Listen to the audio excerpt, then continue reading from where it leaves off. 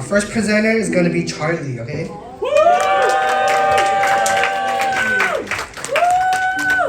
Future pastor right here.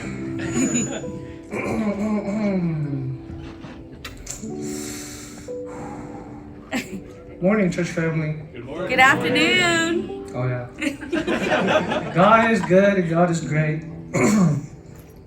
It is an honor being up here to give you all a short little sermon. Thank you for showing up to listen. But before I begin, I just want to thank God for bringing you all here and giving me the time to write this sermon and to preach to you.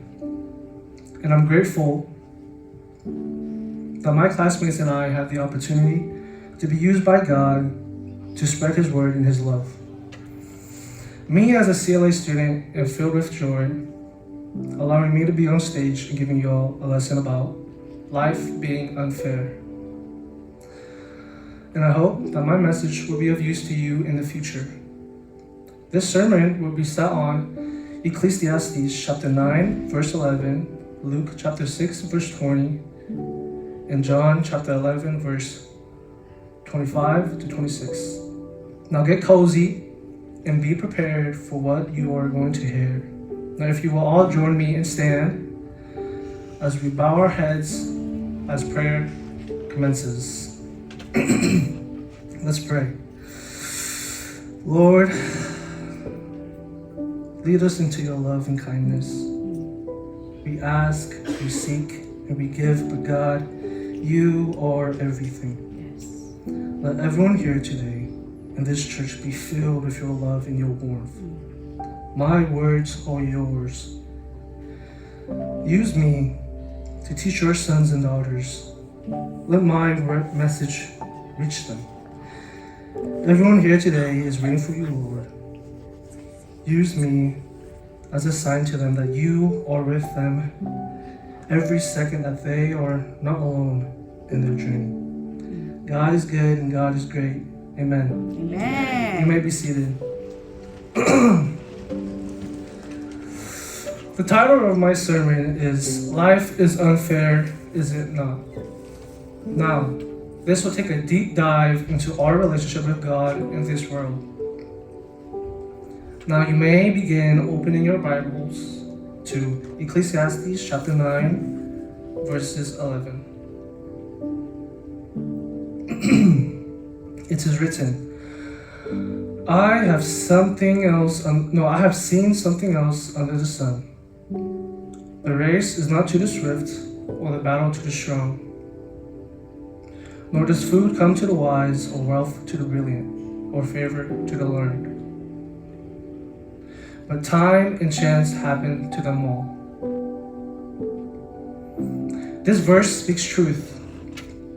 Everyone is at a disadvantage. If you run fast, if you are strong, if you are wise, if you are wealthy, and if you're frail and weak,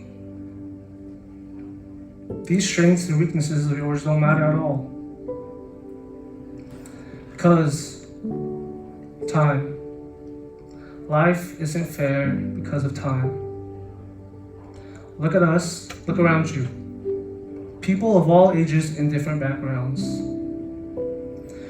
We are so different compared to each other. Some of us have an unfair beginning and some have a fair beginning. We are not going to be here for long. God blesses us beyond what we deserve. We get to breathe and talk to people who love us and we love them, and do things that makes us joyful. We have families, relationships, right? Isn't life just so full? God has given us great things in this world. We should be happy. We shouldn't regret anything. We should be proud. We should live our lives and go up to heaven. No. Shouldn't we be sad that we will leave everything in this world? Isn't it scary? Think. Being in a place where you're so familiar with, where you were born, where you shared bonds and learned how fun life was, and faced lots of hardships, and gained all these achievements, just for one day, you will be gone from this world. Life is so unfair, is it not? Now, King Solomon is the author of Ecclesiastes, and some background about verse 11 discusses how, regardless of their status or wisdom, people faces the same fate. This universal reality gives us the verse of a tone existential reflection, where Solomon emphasizes that life's outcomes don't always align with one's efforts or virtues. King Solomon, known for his wisdom and knowledge, even suffered from the limitations of life. A man so smart and so wise follows the same ending as everyone: death. Isn't that just unfair? Imagine you're so good at this little game and you're beating everyone. You're great. You feel good, you feel achieved. Just for that little game to be taken away from you. What was the point? Similar to how you live a good life, just to die. Why does it have to be that way? Similar to how people are different from each other. People don't live the same lives, but remember, we are all sinners. We don't deserve anything but hell. Now,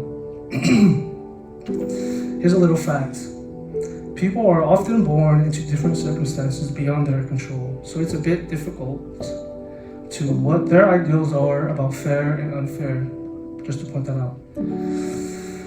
Now, go to Luke chapter 6, verse 20 to 23. It is written, looking at his disciples, he said, "Blessed are you who are poor, for yours is the kingdom of God. Blessed are you who hunger, for you will be satisfied. Blessed are you who you weep now, for you will laugh. Blessed are you, for when people hate you, when they exclude you and insult you and reject your name as evil, because of the Son of Man. Rejoice in that day and leap for joy, because great is your reward in heaven, for that is how their ancestors treated the prophets." Listen, fair or unfair, they don't matter. In a world where unfairness often reigns, Jesus flips the perspective, teaching that the oppressed and persecuted are blessed, and that their true reward lies in eternal life. All that you face, all that you love, you will be rewarded. And I know it will be hard to leave everything, but God will reward you. Now you may turn your Bible to John 11, verse 25 to 26. It is written, Jesus said to her, "I am the resurrection and the life. The one who believes in me will live, even though they die. And whoever lives by believing in me will never die." Do you believe this? Believe him. Believe that you will live and you will be rewarded eternal life. Don't be afraid that life is unfair to you. Don't keep a hold on the life you live now. You will live with God for eternity. Life is fair, is it not? There is no yes to no to that question. It doesn't matter.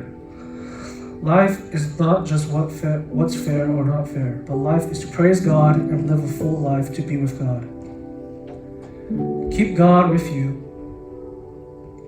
and the struggles you face will be rewarded to you, as Jesus says.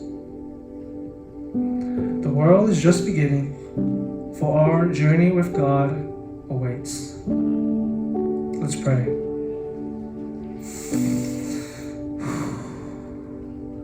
God, we pray to you to protect, to guide our souls. Let everyone here be upon you to seek your love and that these words I have preached be of use to them. We love you, Lord. We continue to preach your name. In Jesus' name, amen. Amen. That's it.